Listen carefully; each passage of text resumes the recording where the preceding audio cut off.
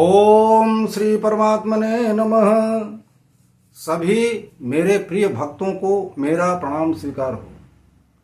मैं आप लोगों के समक्ष एक कथा सुना रहा हूँ महाकुंभ की, जिसको कि आप लोग सुनिए, मनन कीजिए, उस पर ध्यान दीजिए। आपके बड़े काम की चीज़ है। महाकुंभ क्यों लगता है, कब लगता है, कैसे लगता है, यही आप बताएंगे हम आपको। स्थान प्रयागराज, त्रिवेणी संगम में, सूर्य मकर राशि में एवं बृहस्पति वृष राशि में होने के पर 12वें वर्ष माघ मास में अमावस्या तिथि पर कुंभ होता है। हरिद्वार गंगा नदी के तट पर कुंभ राशि में बृहस्पति होने पर वैशाख मास में कुंभ लगता है।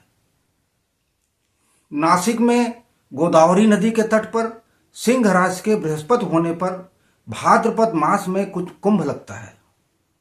नासिक और उज्जैन में एक वर्ष में ही 2 महीने के अंतराल में कुंभ होता है।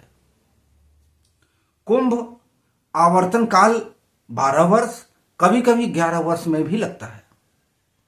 आध्यात्मिक महत्व क्या है इसका? समुद्र मंथन के बाद इन चारों स्थानों पर जब अमृत की बूंदें गिरी, तब यह स्थितियां यही थीं, हमने आपको बताया। लेकिन उसके बाद भगवान ब्रह्मा ने इन्हीं 4 स्थानों के तीर्थ जल में अमृत रसायन डालने का आदेश देवगुरु बृहस्पति को दिया। इसके साक्षी बने सूर्य और चंद्र। सूर्य चंद्र की जब भी युति होती है, तिथि अमावस्या होती है। अतः सर्व प्रमुख तिथि अमावस्या होती है। सर्व प्रमुख काल ब्रह्म मुहूर्त से लेकर सूर्योदय तक का होता है। गौण काल सूर्यास्त तक होता है। जल सोम तत्व है, जिसका राजा चंद्रमा है। अमृत रसायन और देवगुरु बृहस्पति अपनी रश्मियों से वीर जल में निष्पेषित करते हैं, जिसे भगवान सूर्य मकर राशि के काल में पृथ्वी तक निर्विघ्न पहुंचाते हैं। महाकुंभ में सोम तत्व और अमृत तत्व का सम्मिलन होता है, जो आत्मा को मोक्ष प्रदान कर ले जाता है। एक दीर्घजीवी व्यक्ति अपने जीवन में 10 बार कुंभ स्नान कर सकता है। 600 काल में माता पिता कुंभ स्नान कराते हैं। कुंभ के अति विशिष्ट क्षणों में योगी कुंभक विधि से द्रुपदा गायत्री का जप जल के भीतर करते हैं। शैव योगियों में यह गुप्त विधि चलती रहती है।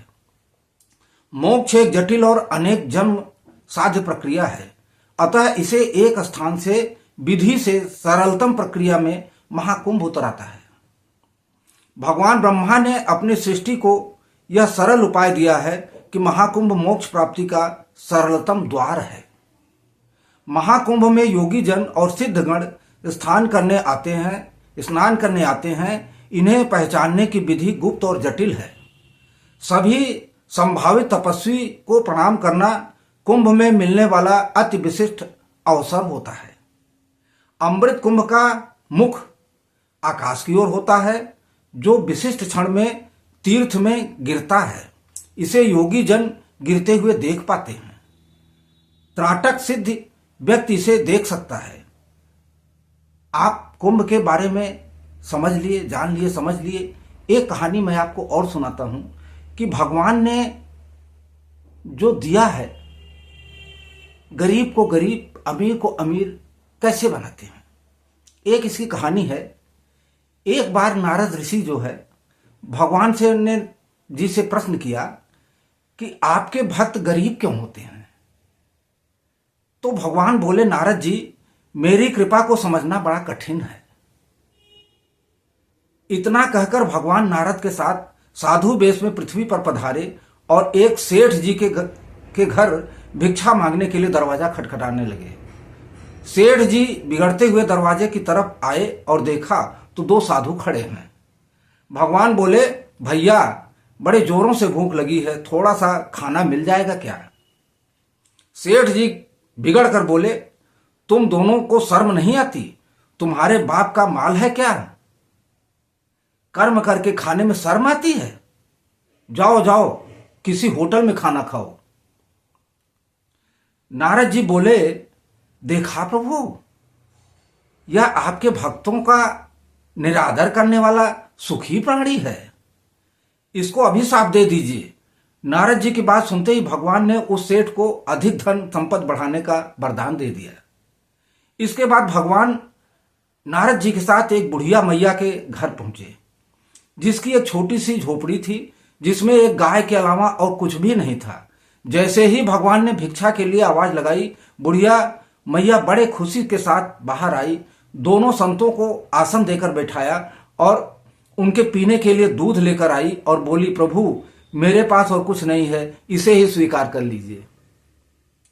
भगवान ने बड़े प्रेम से दूध स्वीकार किया। तब नारद जी ने भगवान से कहा, प्रभु आपके भक्तों की संसार में देखो कैसी दुर्दशा है, मुझसे तो यह देखी नहीं जाती। यह बेचारी बुढ़िया मैया आपका भजन करती है और अति सत्कार भी करती है, आप इसको कोई अच्छा सा आशीर्वाद दे दीजिए। भगवान ने थोड़ा सोचकर उसकी गाय को मरने का अभिशाप दे दिया। अब देखिए, यह सुनकर नारद जी बिगड़ गए और कहा, प्रभु जी यह आपने क्या किया?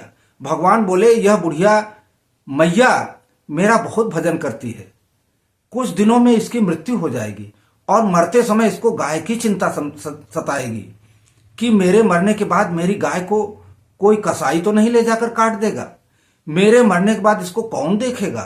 तब इस मैया को मरते समय ऐसा स्मरण न होकर इस गाय की चिंता रहेगी और यह मेरे धाम को न जाकर गाय की योनि में चली जाएगी, इसलिए इसको हम ऐसा वरदान दिए। उधर सेठ जी को धन बढ़ाने वाला वरदान इसलिए दिया था क्योंकि मरते वक्त धन तथा तिजोरी का ध्यान रखेगा और वह तिजोरी के नीचे सांप बनेगा।